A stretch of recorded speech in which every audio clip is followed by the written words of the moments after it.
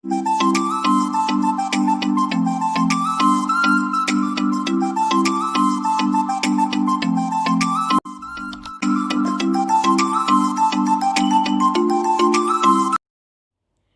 बच्चों, आप सभी अच्छी तरह से पर्यावरण शब्द को जानते हैं, पहचानते हैं। पर्यावरण किसे कहते हैं ये भी बहुत अच्छी तरह से समझते हैं।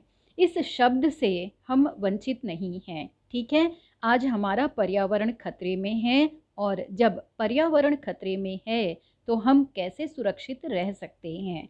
तो बच्चों चलिए हम इस पर्यावरण को एक बार फिर से दोहरा लेते हैं और जान लेते हैं कि यह किस तरह से हमारे लिए खतरनाक होता चला जा रहा है।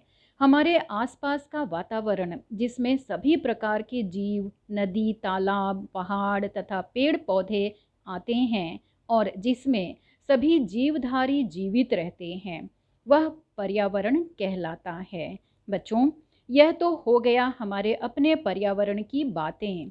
इसे हम ऐसे भी कह सकते हैं, पर्यावरण उन समस्त भौतिक एवं जैविक दशाओं का योग है जो किसी जीव की अनुक्रियाओं के लिए उत्तरदायी होता है। साधारण शब्दों में कहा जा सकता है कि वायुमंडल के चारों ओर फैले हुए वातावरण को हम पर्यावरण कहते हैं। बच्चों, वर्तमान युग औद्योगिकरण और मशीनीकरण का युग है, जहाँ पर हर एक काम को सुगम और सरल बनाने के लिए मशीनों का उपयोग होने लगा है। वहीं पर यह सब पर्यावरण को नुकसान भी पहुंचा रहा है। पर्यावरण ईश्वर द्वारा प्रदान किया गया एक अमूल्य उपहार है जो संपूर्ण मानव समाज का एकमात्र महत्वपूर्ण अभिन्न अंग है। प्रकृति द्वारा प्रदान किया गया यह अमूल्य भौतिक तत्वों पृथ्वी, जल, आकाश, वायु एवं अग्नि से मिलकर पर्यावरण का निर्माण हुआ है। यदि मनुष्य प्रकृति के नियमों का अच्छी तरह से अनुसरण करे तो उसे कभी भी अपनी मूलभूत आवश्यकताओं में कमी नहीं महसूस करेगा।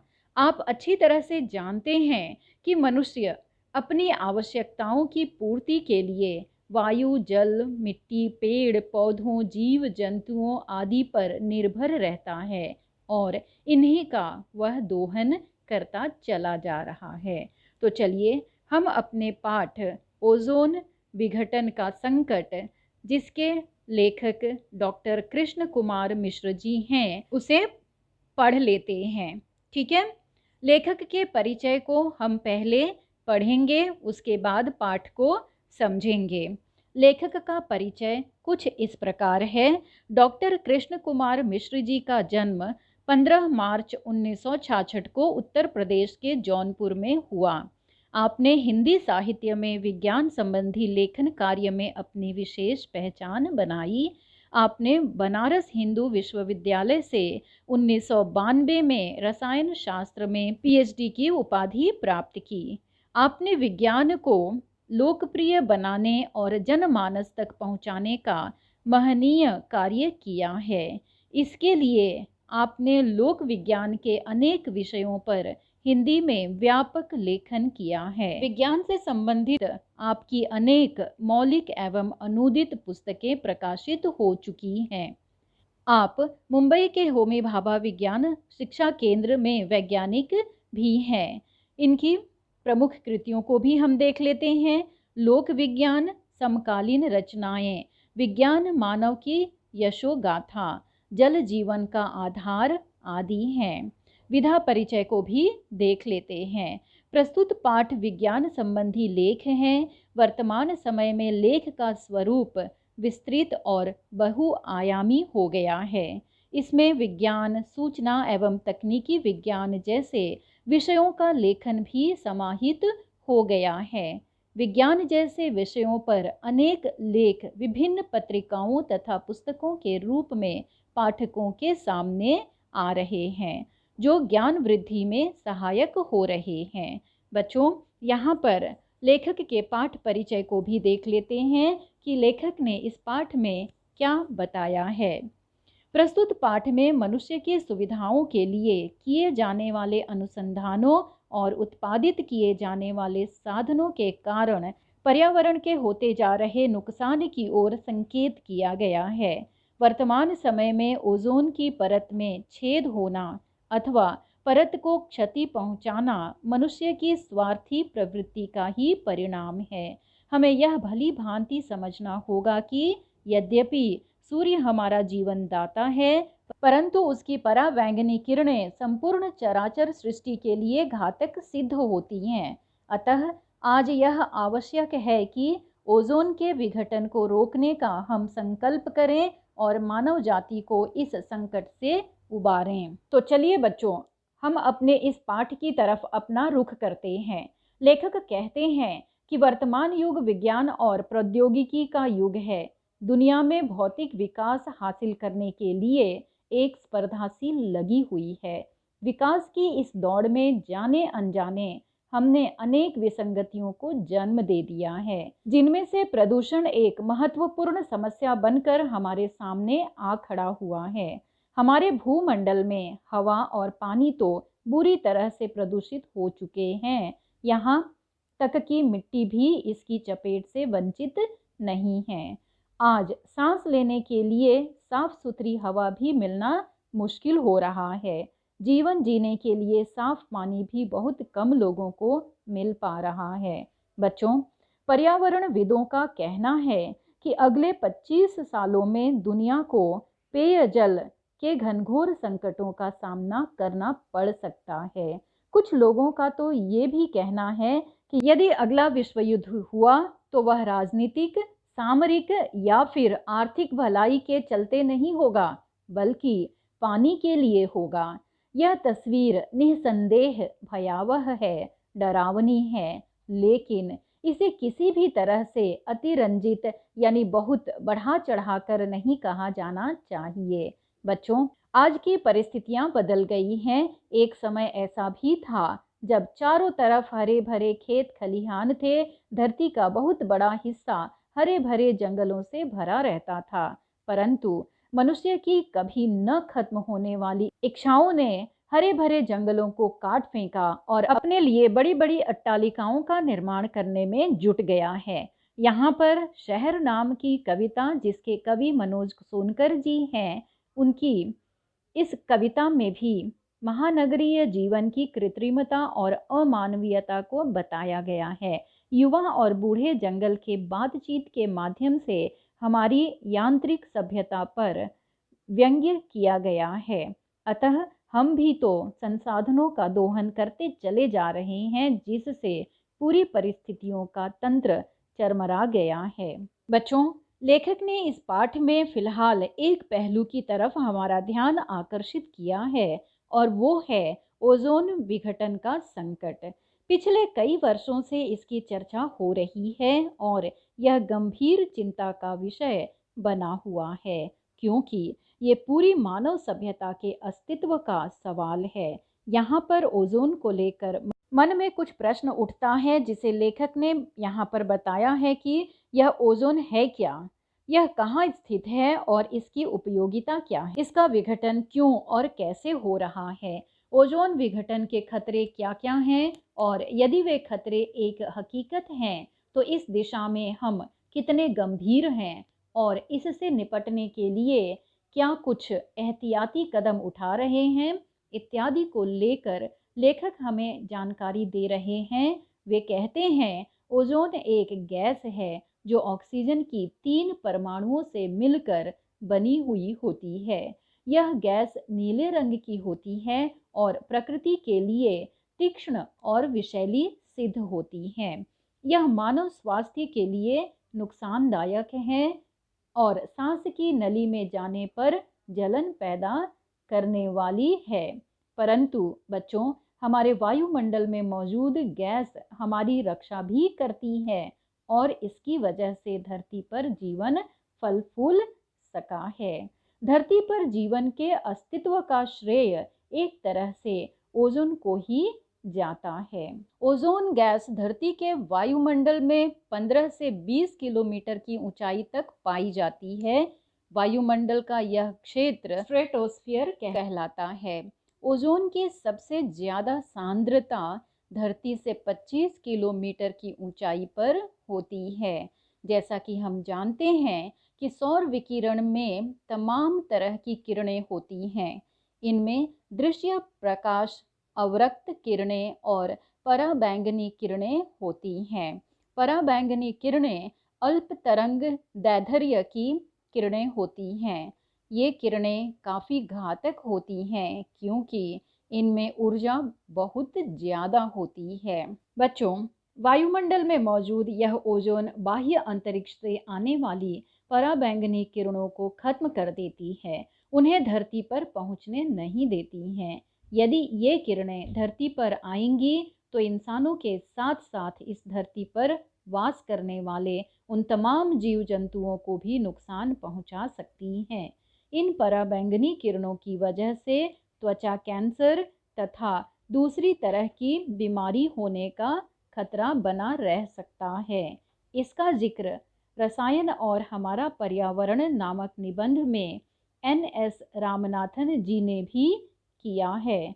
बच्चों, साधारणतया जिस तरह से हम धूप और बरसात से बचने के लिए छतरी का उपयोग करते हैं, ठीक उसी तरह से वायुमंडल में स्थित यह ओजोन की परत हमें घातक किरणों से बचाती है, अतः इसे ओजोन छतरी भी कहा जाता है। आदिकाल से ही यह छतरी जीव जंतुओं और पेड़ पौधों की रक्षा करती आ रही है और उसके संरक्षण में विकसित होती रही है। आज हमने इतना विकास कर लिया है कि इस विकास की अंधी दौड़ में मनुष्य ने पर्यावरण को इस हद तक नुकसान पहुंचा दिया है कि उसे संभालना मुश्किल होता चला जा रहा है। अपनी सुख सुविधाओं के सामान इकट्ठा करने में हम भूल ही गए हैं कि जिस प्रकृति ने हमें जीवन दिया, हम उसे ही नुकसान पहुंचा रहे हैं। वो कहते हैं ना कि जो हम देंगे वही पाएंगे। यही बात आज हमें देखने को मिलती है। जिस तरह से हम प्राकृतिक संसाधनों का इस्तेमाल बिना सोचे समझे और जिस लापरवाही से करते चले आ रहे हैं, उसके बारे में हमने कभी सोचना भी जरूरी नहीं समझा कि उसका दुष्प्रभाव क्या होगा, किसे भुगतना पड़ेगा और अभी भी हम कहाँ सचेत हुए हैं। उसका परिणाम हम सभी के सामने है। यही कारण है कि हमारा प्राकृतिक संतुलन बिगड़ गया है। लेखक का कहना है कि इस भूमंडल पर शायद ही कोई ऐसी वस्तु बची है जिस पर हमारे क्रियाकलापों का प्रभाव न पड़ा हो। बच्चों, आइए अब हम ओजोन का विघटन क्यों और कैसे हो रहा है इसे भी देख लेते हैं। जैसा कि हम जानते हैं कि दैनिक जीवन में कीटनाशक, प्रसाधन सामग्री, दवाएं, रंग रोगन से लेकर प्रशीतक यानी फ्रिज और एयर कंडीशन वगैरह में जो ठंडा करने की प्रक्रिया थी वह बहुत ही महत्वपूर्ण बन गई है। सन 1930 से पहले ठंडा करने की प्रक्रिया के लिए अमोनिया और सल्फर डाइऑक्साइड गैसों का इस्तेमाल होता था। उनके इस्तेमाल करने से कई व्यवहारिक कठिनाइयां उत्पन्न होती थी। बच्चों, जरा इसे ध्यान से सुनना और समझना, ठीक है। लेखक कहते हैं कि ये गैसें तीक्ष्ण थी और मनुष्य के स्वास्थ्य के लिए हानिकारक भी। यहाँ पर अमोनिया और सल्फर डाइऑक्साइड गैसों की बात हो रही है, ठीक है। इसके विकल्प को कई अरसे से कई वैज्ञानिक खोजबीन कर रहे थे ताकि इसकी कमियों से मुक्त हुआ जा सके। इस क्रम में 30 के दशक में थॉमस मिडले द्वारा क्लोरोफ्लोरोकार्बन यानी CFC नामक यौगिक की खोज प्रशीतन यानी ठंडा करने की प्रक्रिया के क्षेत्र में एक क्रांतिकारी उपलब्धि के रूप में सामने आई और अध्ययन से यह पाया गया कि ये रसायन सबसे अच्छा प्रशीतक यानी फ्रिज या एयर कंडीशन इत्यादि हो सकता है, क्योंकि ये रंगहीन, गंधहीन और अक्रियाशील होने के साथ साथ ज्वलनशील भी नहीं थे। और बच्चों, इस तरह से प्रशीतक सिद्ध हो गया। इसके बाद तो प्रशीतन में CFC यानी क्लोरोफ्लोरोकार्बन बड़ी तेजी से इस्तेमाल किया जाने लगा। मतलब अमोनिया सल्फर डाइऑक्साइड की जगह CFC ने ले ली। इतना ही नहीं, इस CFC के आ जाने से प्रौद्योगिकी, उपकरण, मशीनों, तकनीकों, शिल्प और संगठनों के तरीकों का ज्ञान, संशोधन, उपयोग या ज्ञान इत्यादि में बहुत बड़ी क्रांति सी आ गई।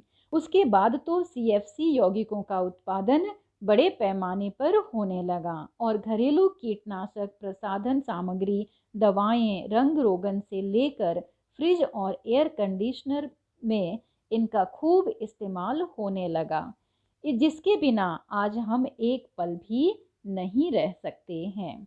आगे लेखक कहते हैं कि CFC यौगिकों यानी दो या दो से अधिक तत्वों से बना हुआ का एक खास गुण यह है कि ये नष्ट नहीं होते हैं।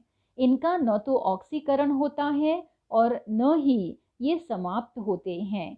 ये पानी में भी नहीं घुलते हैं। परंतु यहाँ एक प्रश्न उठता है कि इस्तेमाल में आने वाले इन यौगिकों का होता क्या है। तो बच्चों, सबसे पहले अमेरिकी वैज्ञानिक FS रोलैंड का ध्यान इस प्रश्न की तरफ गया और उन्होंने इस पर कई वर्षों तक अनुसंधान यानी खोज करने की प्रक्रिया को जारी रखा।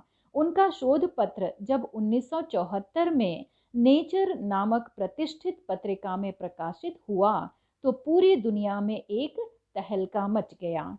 अपने पत्र में रोलैंड ने निष्कर्ष दिया था कि ये यौगिक धरती की ओजोन परत को नष्ट कर चुके हैं। शुरू में लोगों ने रोलैंड की बातों को महत्वपूर्ण नहीं समझा। इतना ही नहीं, कुछ लोगों ने तो उनको आतंकित पर्यावरणवादी कहकर उनका मजाक भी उड़ाया। लेकिन कुछ ही सालों के बाद 1985 ईस्वी में ब्रिटिश सर्वे टीम ने न केवल ओजोन विघटन की पुष्टि की बल्कि अध्ययन करके बताया कि दक्षिणी ध्रुव क्षेत्र में ओजोन की परत काफ़ी घट गई है और उसकी वजह से वहाँ एक बड़ा छेद हो गया है।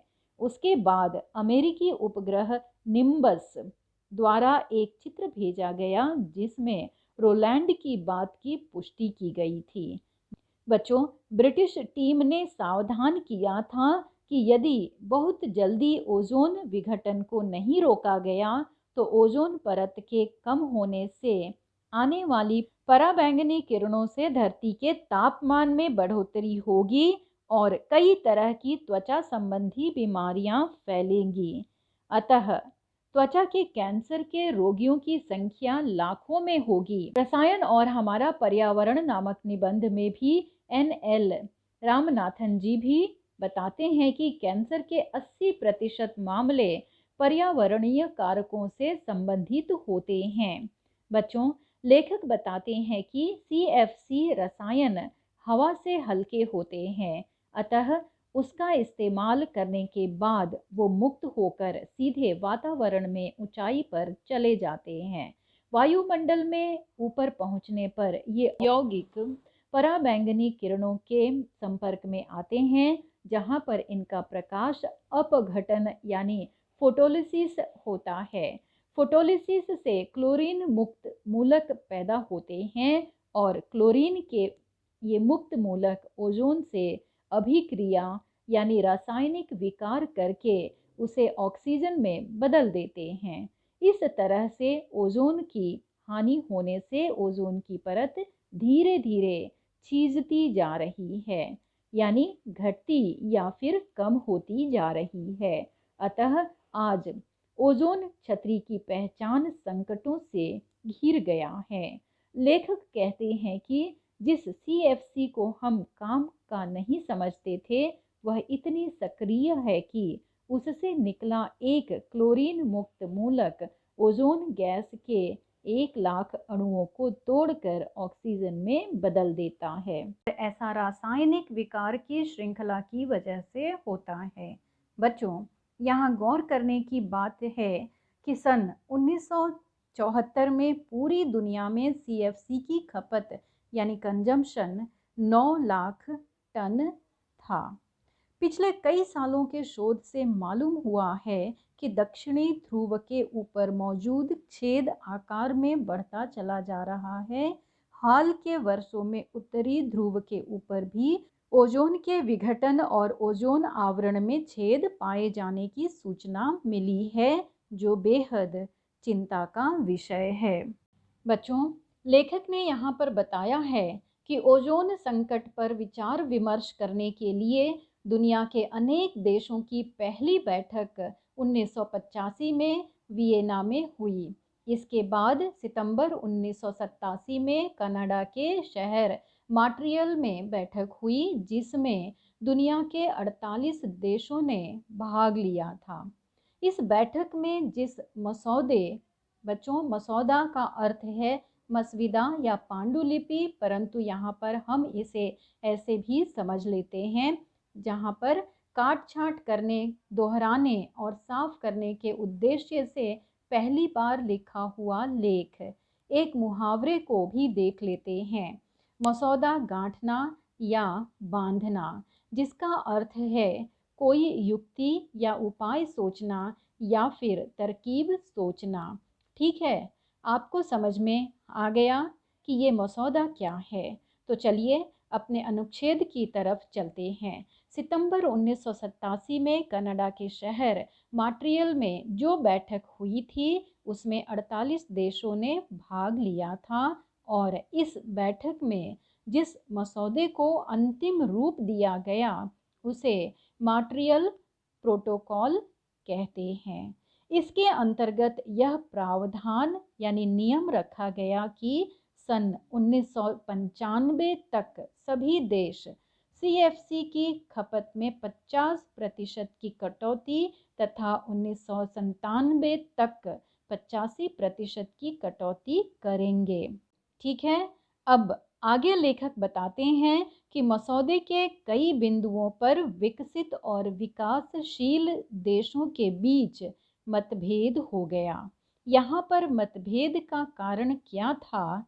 कारण यह था कि अन्य सीएफसी प्रौद्योगिक तथा उसका स्वत्व आदि का एक के हाथ से दूसरे के हाथ में आना, अर्थात उसका हस्तांतरण हो जाना, जिसे विकासशील देश चाहते थे कि इस पर जो भी खर्चा आएगा उसका वहन यानी उसका भार धनी देश करेंगे या उठाएंगे, क्योंकि ओजोन विघटन के लिए वे ही जिम्मेदार हैं। आगे लेखक बता रहे हैं कि सन 1990 के ताज़ा आंकड़ों के अनुसार पूरी दुनिया में सीएफसी की खपत 12 लाख टन तक पहुंच गई थी, जिसकी 30% हिस्सेदारी अकेले अमेरिका की थी। भारत का प्रतिशत 0.6 था। भारत की तुलना में अमेरिका की सीएफसी की खपत 50 गुना ज़्यादा थी। बच्चों, इस समस्या पर विचार करने के लिए लंदन में एक बैठक हुई, जहां नए प्रशीतनों की खोज और पुरानी तकनीक में विस्थापन यानी किसी वस्तु को अपने स्थान से हटा दिए जाने की क्रिया के लिए कोष बनाने की मांग की गई। यहाँ पर लेखक बताते हैं कि विकासशील देशों के दबाव के चलते विकसित देशों को कई रियायतें यानी छूट देनी पड़ी। इसके अंतर्गत नई तकनीकों के हस्तांतरण में मदद के साथ साथ सीएफसी के विकल्प की खोज में दूसरे देशों को धन मुहैया कराना मुख्य था। समझौते के तहत यह व्यवस्था थी कि सन 2010 तक विकासशील देश सीएफसी का इस्तेमाल एकदम बंद कर देंगे और इस दौरान विकसित देश नए प्रशीतकों की खोज में विकासशील देशों की आर्थिक मदद करेंगे। स्थिति की गंभीरता को देखते हुए दुनिया के सभी देशों ने इस बारे में विचार करके उचित कदम उठाने की शुरुआत कर दी है। ग्रीन हाउस के प्रभाव के कारण आज धरती का तापमान निरंतर बढ़ रहा है। बच्चों, आप इस शब्द यानी ग्रीन हाउस से परिचित हैं, तो आइए इसे देख लेते हैं। इसे हरित गृह या ग्लास हाउस भी कहा जाता है। ग्रीन हाउस एक ऐसी इमारत है जहां पौधे उगाए जाते हैं। ग्रीन हाउस के प्रभाव के कारण आज धरती का तापमान निरंतर बढ़ रहा है। इसमें ओजोन विघटन की भी अहम भूमिका होती है। पराबैंगनी किरणें जब धरती तक आती हैं तो स्थल मंडल में मौजूद वस्तुओं द्वारा अवशोषित कर ली जाती हैं। ये वस्तुएं पराबैंगनी के अवशोषण के बाद अवरक्त विकिरण उत्सर्जित करती हैं। ये किरणें वहाँ से वापस वायुमंडल के बाहर नहीं जा पाती हैं, क्योंकि हवा में मौजूद कई गैसें उन्हें अवशोषित कर लेती हैं और इस तरह से धरती का तापमान बढ़ जाता है। तापमान बढ़ने से ध्रुवों पर जमी हुई विशाल बर्फ राशि के पिघलने के समाचार भी आ रहे हैं। लेखक कहते हैं कि यदि ऐसा होता रहा तो समुद्र का जल स्तर बढ़ जाएगा और सभी समुद्र के तट पानी में डूब सकते हैं। ताप के बढ़ जाने से जलवायु में जबरदस्त बदलाव आ सकता है। अतः मॉनसून में परिवर्तन के साथ कहीं अतिवृष्टि यानी इतनी अधिक वर्षा जो खेती बाड़ी या धन जन के लिए अनिष्टकारी सिद्ध हो, या फिर कहीं अकाल जैसी स्थिति आ सकती है। वैसे पिछले एक सदी के दौरान भूमंडल में काफ़ी परिवर्तन पाया गया है। हाल ही के शोध के बाद पाया गया है कि हिमालय में गंगोत्री स्थित गोमुख हिमनद हर साल 18 मीटर पीछे की ओर खिसकता जा रहा है। लेखक कहते हैं कि यदि ऐसा ही चलता रहा तो संभव है कि 21वीं सदी के प्रथमार्ध तक यही हिमनद तथा साथ ही हिमालय के दूसरे हिमनद भी गलकर समाप्त हो जाएं, और ऐसा हुआ तो उत्तर भारत में बहने वाली नदियों का अस्तित्व मिट जाएगा और मैदानों की उपजाऊ भूमि ऊसर यानी बंजर जिसमें कुछ उत्पन्न न हो या बहुत कम हो में बदल जाने से कोई रोक नहीं पाएगा। लेखक चिंता व्यक्त करते हैं कि यदि स्थिति पर काबू नहीं पाया गया तो इसके गंभीर परिणामों से इनकार नहीं किया जा सकता है।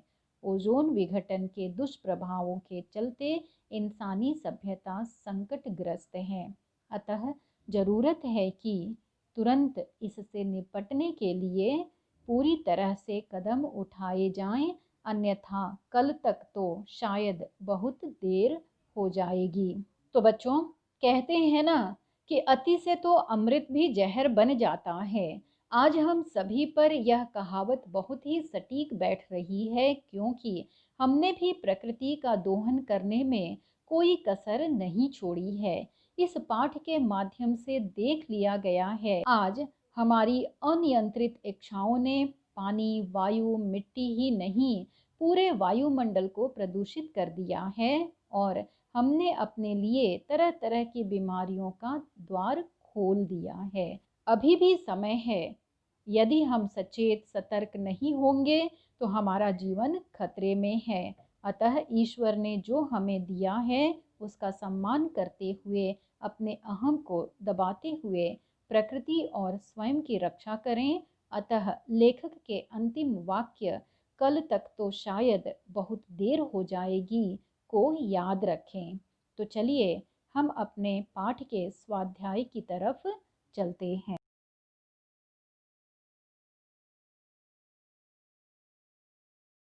तो बच्चों, यहाँ पर हम कृति नंबर 1 के अ को देखेंगे। ओजोन गैस की विशेषताएं इसे बताइए। ठीक है, 2 पॉइंट आपको लिखने हैं जो इस प्रकार है। ओजोन गैस नीले रंग की होती है। दूसरा, यह प्रकृति में तीक्ष्ण और विषैली होती है और मानव स्वास्थ्य के लिए हानिकारक होती है। ठीक है, अब कृति नंबर 1 के आ की तरफ चलते हैं। ओजोन विघटन के दुष्प्रभाव को बताना है। यहाँ पर ओजोन विघटन के कारण अंतरिक्ष से आने वाली पराबैंगनी किरणों से धरती के तापमान में वृद्धि होती है या वृद्धि होगी। ठीक है, अब चौथा देख लेते हैं। त्वचा संबंधी व्याधियां फैलेंगी, त्वचा के कैंसर के रोगियों की संख्या लाखों में होगी। ठीक है, ये सारी चीज़ें आपके पाठ में दिए हुए हैं, आपको ध्यान से उसे पढ़ना है और अपने संजाल को भी तैयार करना है। ठीक है, अब हम शब्द संपदा की तरफ चलते हैं। कृदंत बनाइए। अब ये कृदंत क्या होता है, इसे हम लोगों ने अपने व्याकरण वाले वीडियो में पढ़ लिया है, समझ लिया है। ठीक है, शब्द एक यहाँ पर दिया हुआ है, कहना। कहना का कृदंत है कथन। बैठना का कृदंत है बैठक। लगना का लगाव। छीजना का छीजन। ठीक है, इस तरह से कोई भी शब्द आए तो आप उसका कृदंत बना सकते हैं। आप उसकी परिभाषा को देख लीजिएगा, समझ लीजिएगा, तो कृदंत शब्द बनाने में आसानी होगी। ठीक है, अभिव्यक्ति को भी देखेंगे कि अभिव्यक्ति में क्या बताया गया है। ठीक है, कृति नंबर 3 का अ। भौतिक विकास के कारण उत्पन्न होने वाली समस्याओं के बारे में अपने विचार व्यक्त कीजिए। आ, पर्यावरण रक्षा में हमारा योगदान, इस विषय पर लिखिए।